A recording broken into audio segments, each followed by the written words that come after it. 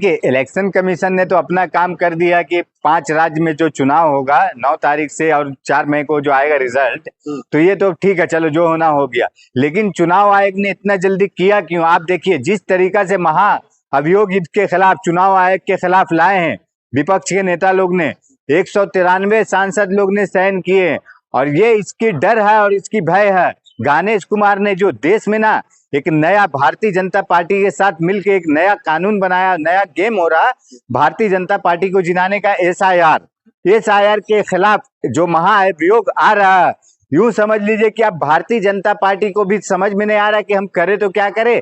और ये जो अनाउंस किया है ना आज चुनाव आयोग, क्योंकि कल ये महाअभियोग को लेकर पार्लियामेंट में बहुत जोर का बहस होने वाला, जिस तरीके से ओम बिरला के खिलाफ अविश्वास प्रस्ताव आया था उसी तरीका से होने वाला।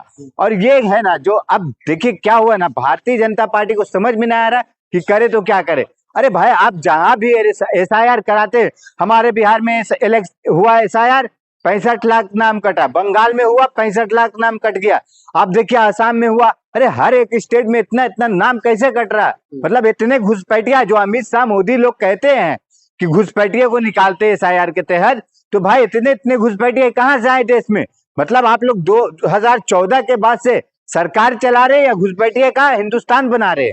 लेकिन वो भी तो लगातार अभी कहा जा रहा है इलेक्शन कमीशन की तरफ से, जो हमारे जो जितने भी वर्कर है वो बेहतर तरीके से कामकाज किया है। हमारा जो संगठन यानी इलेक्शन कमीशन है वो अच्छे से चुनाव करवाएंगे तमाम राज्यों में, 5 राज्यों में। नहीं देखिए ये जो बोल रहे हैं ना, ये इलेक्शन कमीशन के द्वारा कहा गया गणेश कुमार के। आप बताइए मुझे, बंगाल में इसी तरीका से इलेक्शन गया था, इसने बेवकूफ जो चोर है, जो भारतीय जनता पार्टी का सहयोगी डकैत, ये गया था बंगाल में। आपको मालूम है बंगाल में किस तरीके से बेइज्जती वाला काम किया? जब वहां पे विपक्ष का नेता पूछ रहा, जो सत्ताधारी वाला, उसका जवाब ये गणेश कुमार नहीं देता।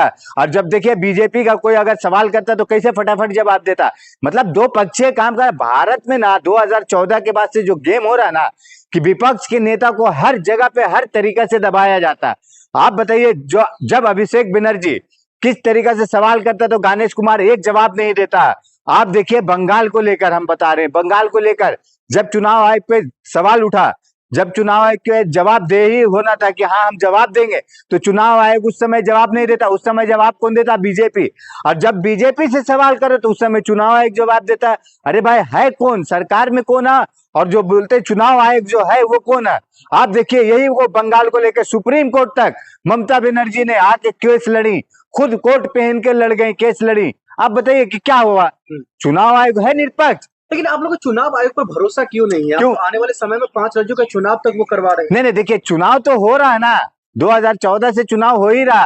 देखिए पहला 2014 में हम मानते हैं कि चुनाव आयोग के दम पे नहीं मोदी जीता, 2019 में भी कुछ परसेंट जो हिंदू मुस्लिम के नाम पे जीता, और 2024 में जो इलेक्शन जीता है ना प्रधानमंत्री मोदी, और जो हर जगह जीत रहा नहीं, बीजेपी जीत रहा। तो क्यों जीत रहा? क्योंकि ये चुनाव आयोग का सहयोग और सपोर्ट है। आप कह रहे चुनाव आयोग का सहयोग और सपोर्ट के बदौलत भारतीय जनता पार्टी आगे बढ़ रही है, लेकिन चुनाव आयोग तो हर वक्त क्लेम किया जो मैं निष्पक्ष हूँ, निष्पक्ष काम कर रहा हूँ, और तमाम पार्टियों से राय लेकर के ये डेट साबित किया हो, डेट निर्धारित। नहीं मुझे एक बात बताइए, ये जो हर वक्त क्लेम कर रहे हैं और बोलते हैं निष्पक्ष हैं, निष्पक्ष का क्या मायने होता है? किस तरीके से निष्पक्ष होना चाहिए था? निष्पक्ष अगर थे तो आपको उस समय देना चाहिए था प्रूफ कि हाँ भाई, जब बोले कि एसआईआर में इतना नाम कट गया तो उस समय एसआईआर का जब कितना डेट हुआ, कितना मृत्यु हुआ, कितना पलायन किया, ये आप देते हैं उसको डाटा, तब ना डाटा देते, तब ना। आप जनता को वो डाटा देते नहीं, आप विपक्ष को वो डाटा देते नहीं है, और आप बोलते हैं निष्पक्ष है। निष्पक्ष हुआ है किस तरीके से? आप मतलब बीजेपी के हित के लिए, बीजेपी के लिए सिर्फ काम कर रहे हैं। बीजेपी के मोदी के इशारा इतना लाग यहाँ पे मर गए हैं। अरे मर गया, आपके सिर्फ बोलने से मर गया नहीं है वो, आपको एक एक का नाम का, जो बोलते ना लोकतंत्र में सबसे बड़ा एक वोट का कीमत है, तो एक वोट का कीमत होना चाहिए, एक वोट का कीमत का उसको एहसास जनता को बताना चाहिए।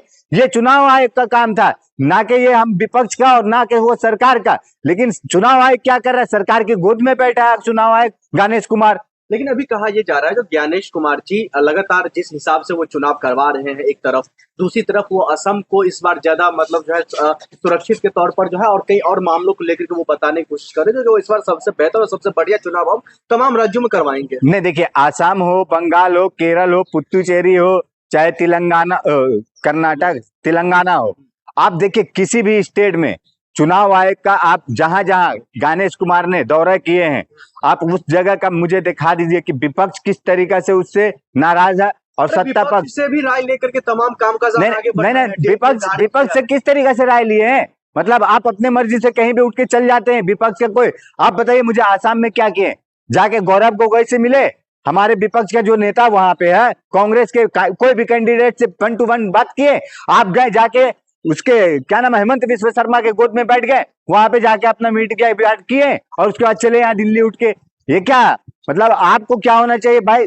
पक्ष विपक्ष दोनों को मीटिंग करना चाहिए, फाइट करना चाहिए और उसको लेके प्रेस मीट करना चाहिए, पूरे देश की जनता को दिखाना चाहिए कि हाँ हम किस तरीके से निष्पक्ष चुनाव कर रहे हैं। आप निष्पक्ष चुनाव कर रहे हैं? आप क्या एक पार्टी के, विशेष पार्टी के बन के रह गए और ये चुनाव हुआ? चुनाव बोलते हैं जो निष्पक्ष कर रहे हैं, किस तरीका है?